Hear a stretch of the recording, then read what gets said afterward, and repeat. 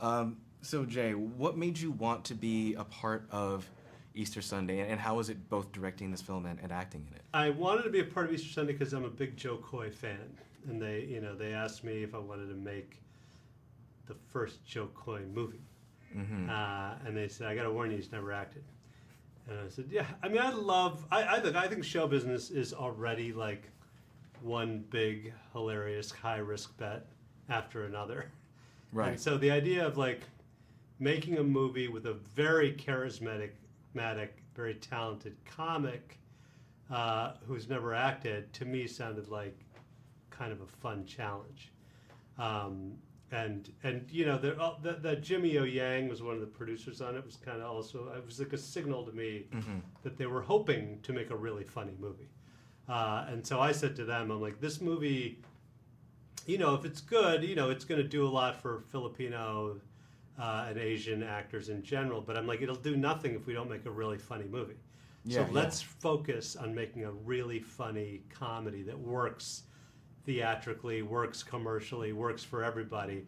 And we'll put all these great Filipino actors in who usually don't get a chance to be in 10 scenes. They're usually in one scene, like they're the cab driver. Right. You know, and if the movie's good and it works, then these actors will suddenly, everyone will be like, oh, they're funny in that, let's put him in this. Oh, he's funny in that, let's put him in this. And then the whole representation thing will happen naturally.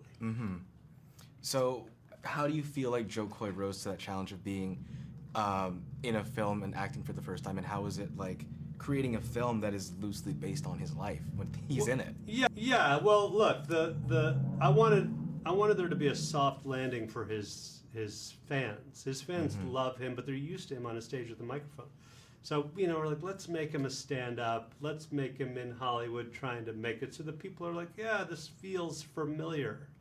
You know, we included his mother's characters because they're like familiar, and we just built it in part out of his stand-up, you know, partly out of his stand-up stories and his own personal stories. Ken Chang wrote the first draft, and it was sort of this structure was he was going home for Easter Sunday. And then I came in with my friend Kate Angelo, and we kind of turned it into like a more traditional comedy. But yeah, I mean, it was fun to collaborate with Joe Coy because his comedic instincts are always right. But what he does on stage is he riffs and he fills in and he kind of tries different things.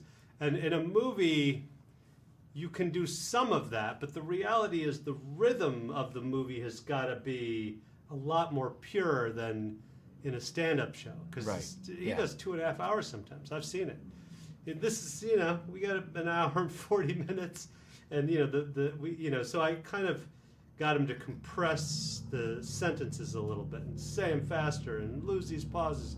But he's, you know, he very quickly became a really good actor. How familiar were you with Filipino culture before coming into Easter Sunday, and how did your perceptions maybe change? What did you learn about Filipino culture just by making this movie? I dated a Filipino girl in high school, and we spent a lot of time at her house eating Filipino food and with her family. And so I felt connected to Filipinos from that. But I also think, you know, the Philippines and India are both like, they both have English is sort of the main language, at least in India and the Philippines. So the two groups of people are pretty connected in that way. And successful in pop culture, in part because the language was already sort of part of their lives. You know, I learned that Filipino men are, fancy themselves to be pretty macho guys. And I sort of tell the story about when Smokey and the Bandit came out, all my uncles grew Burt Reynolds mustaches. So it's like, it reminded me of that. Yeah. You know?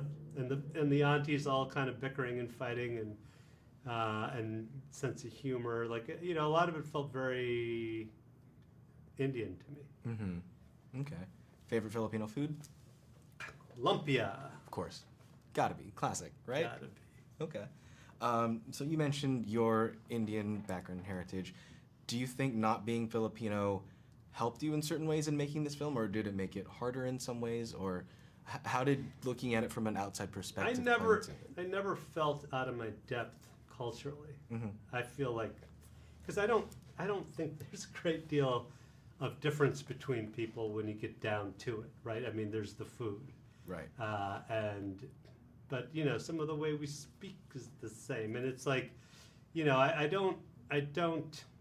feel very comfortable around immigrants and Americans, right? So it's like, I could see my story in this movie easily, which is sort of what I hope the audience will see too. But I mean, I kind of like, we hired all these great Filipinos, and then they would talk about, well, this food's not quite right because it should be on this kind of plate, and you know, I'm like, I would just have the prop people, I'm like, get the right kind of plate and make sure that that's the wrong color sauce apparently, you know, like I let them kind of fill in the details, because if it feels authentic to Filipinos, then the rest of us will be like, oh, it will feel more authentic to us. Mm-hmm. Speaking of authenticity to Filipinos, what do you think at its core makes something Filipino? Like, there's in the trailer you see the Balikbayan box, you see Daly City. There's all these things that on the surface you recognize that, oh, that's the thing that Filipinos do. But to like, what is Filipino story, do you think? Well, it's an interesting question, I suppose. I mean, it's like, cultures are defined to some degree by the jobs they primarily inhabit. And so Joe has sort of talked a lot about how many of his family were nurses, and how his mother really wanted him to be a nurse. And so it's, you know, it's like where you interact with Filipino. Like my mailman is Filipino, and he's excited for this movie. But now Filipinos have been here a while, all right, and they're showing up in music quite a bit with Apple to App and Her is Filipino. Olivia Rodrigo. Yeah, Olivia Rodrigo, who I've worked with, and so it's you know, it's the culture will naturally sort of become more part of the American experience the more they branch out from those main jobs.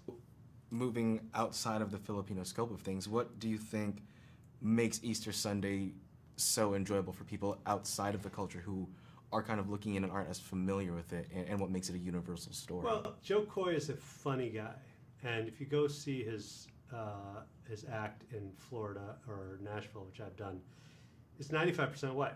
So it's like the crowd, the different nationalities already love this guy. And we worked hard to make a funny movie, right? So it's a funny movie with a guy they already love. I think, you know, the fact that everybody has a family, of course, and, you know, most of us have ball-busting mothers, of course, and we gave you that too. One last question for me is, Filipinos in the past have kind of, you touched on it earlier, they've kind of regulated to the sidelines. They're either the joke or they pop in for one scene and you never see them again. But in recent history, we've seen people and stories like Easter Sunday, Fabulous Filipino Brothers, Olivia Rodrigo, Haley Steinfeld. Filipinos are coming to the limelight, and they are now taking the space and saying, I am Filipino and I am worthy of being a main act. Why do you think now that that's happening? It has to do with population and market and social trends. You know, like, at the end of the day, this movie doesn't get made if Crazy Rich Asians doesn't do as well as it does. Because it did, they go, well, maybe we can make one, you know, with Joe Coy, and maybe that'll work. If this works, then you're going to have 2 or 3 more. You know, like, if the market supports it, you know, if Joe Coy's fans turn out, more will happen. But it's like, you know, at the beginning wave, it's Filipinos who are just got here and they're, you know, hustling and they're doing the immigrant thing. But, you know, the next generation's a little bit better, and some of them are doctors and some of them are in showbiz, and it's like suddenly, you know, and then there's more of them, and then, you know, like you need to have an audience for show business to work. Thank you so much. Good luck.